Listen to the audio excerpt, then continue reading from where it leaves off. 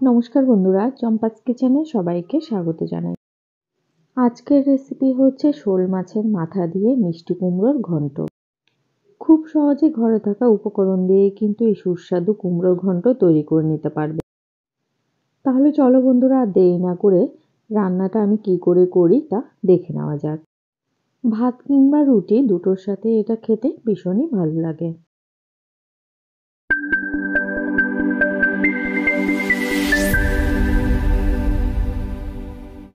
প্রথমে গ্যাস জ্বালিয়ে একটা কড়াই গরমে বসিয়ে দিচ্ছি।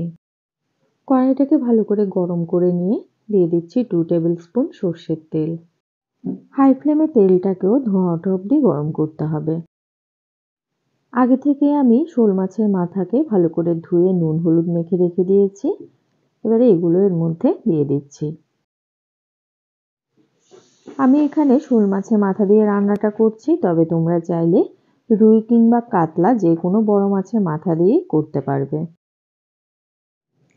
মোটামুটি 5-6 মিনিট উল্টে পাল্টে মিডিয়াম টু লো আঁচে মাছের মাথাটাকে ভেজে নিতে হবে।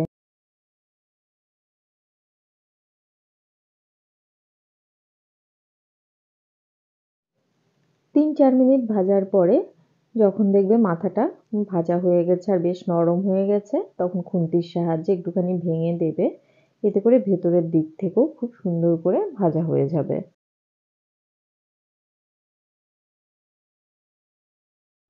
ভেজে নেওয়া মাছের মাথাটাকে এবারে একটা পাত্রে নামিয়ে রেখে দিচ্ছি।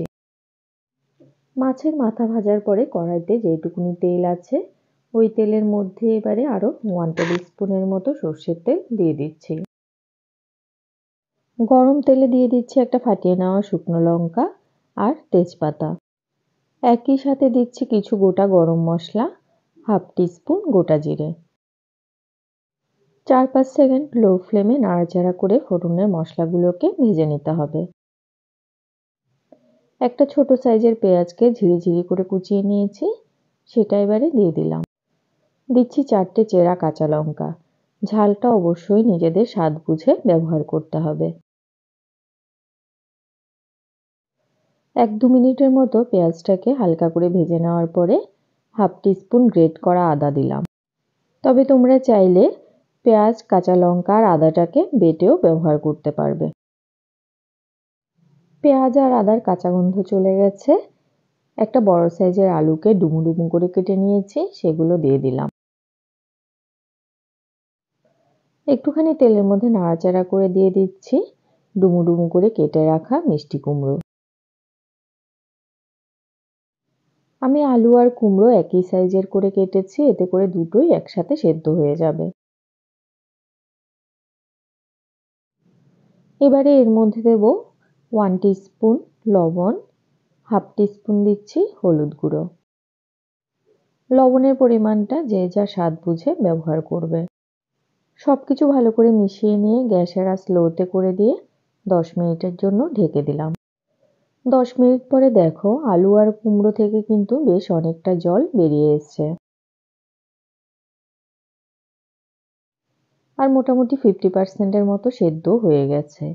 এই সময় দিয়ে দিচ্ছি 1 টিস্পুন জিরে গুঁড়ো, 1/4 টিস্পুন কাশ্মীরি লঙ্কা গুঁড়ো আর হাফ টিস্পুন ধনে গুঁড়ো। হাফ কাপ মটরশুঁটি দিচ্ছি। খুব সামান্য পরিমাণে জল দিয়ে দিচ্ছি আর দিচ্ছি 1/4 টিস্পুন চিনি।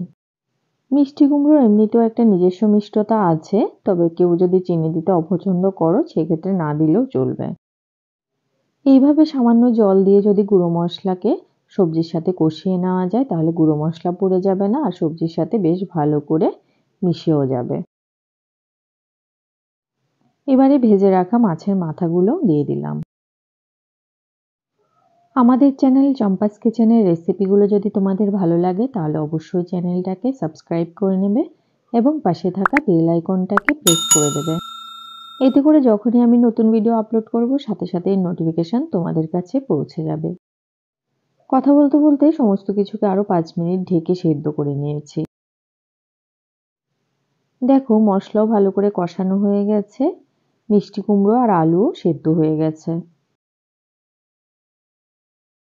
গ্যাসের আঁচটাকে এ সময় হাইতে করে দিয়ে জলটাকে সম্পূর্ণ শুকিয়ে নিতে হবে।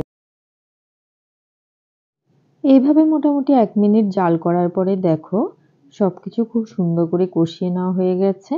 এবারে এর মধ্যে দেব 1 কাপ পরিমাণ উষ্ণ গরম জল। 1/4 টিস্পুন গরম মশলা গুঁড়ো দিয়ে দিচ্ছি। সবকিছু ভালো করে মিশিয়ে গ্যাসের আঁচটা হাইতেই রাখবো। ঝোল ফুটে উঠেছে, এবারে এর মধ্যে দেব 1/2 টিস্পুন ঘি। ঘি আর গরম মশলার ফ্লেভার যেন আলু কুমড়োর মধ্যে ভালো করে ঢুকে যায়, গ্যাসের আঁচটা সেজন্য লোতে করে দিয়ে জাস্ট 2 মিনিটের জন্য এটাকে ঢেকে দিচ্ছি। তো বন্ধুরা, আজকে সহজ সরল ঘরোয়া পদ্ধতিতে তৈরি করা শোল মাছের মাথা দিয়ে আলু মিষ্টি কুমড়োর ঘন্টর এই রেসিপিটা তোমাদের কেমন লাগলো অবশ্যই কমেন্ট করে জানাবে। ভালো লাগলে লাইক করবে আর তোমার বন্ধুদের সাথে ভিডিওটাকে শেয়ার করতে কিন্তু একদম ভুলবে না। দেখো বন্ধুরা, আলু আর কুমড়ো কিন্তু খুব সুন্দর করে সেদ্ধ হয়েছে, তবে একটাও গলে যায়নি, গোটা গোটাই রয়েছে। এই অবস্থাতে গ্যাসের আঁচটা অফ করে দিলাম। আর এরকম একটু ঝোল থাকা অবস্থাতেই নামিয়ে নিতে হবে, এটা ঠান্ডা হলে আরো ঘন হয়ে যাবে। এতক্ষণ আমার পাশে থেকে ভিডিওটা দেখার জন্য অনেক অনেক ধন্যবাদ। ভালো থাকবে, সুস্থ থাকবে। পরের ভিডিওতে আবার দেখা হবে। বাই।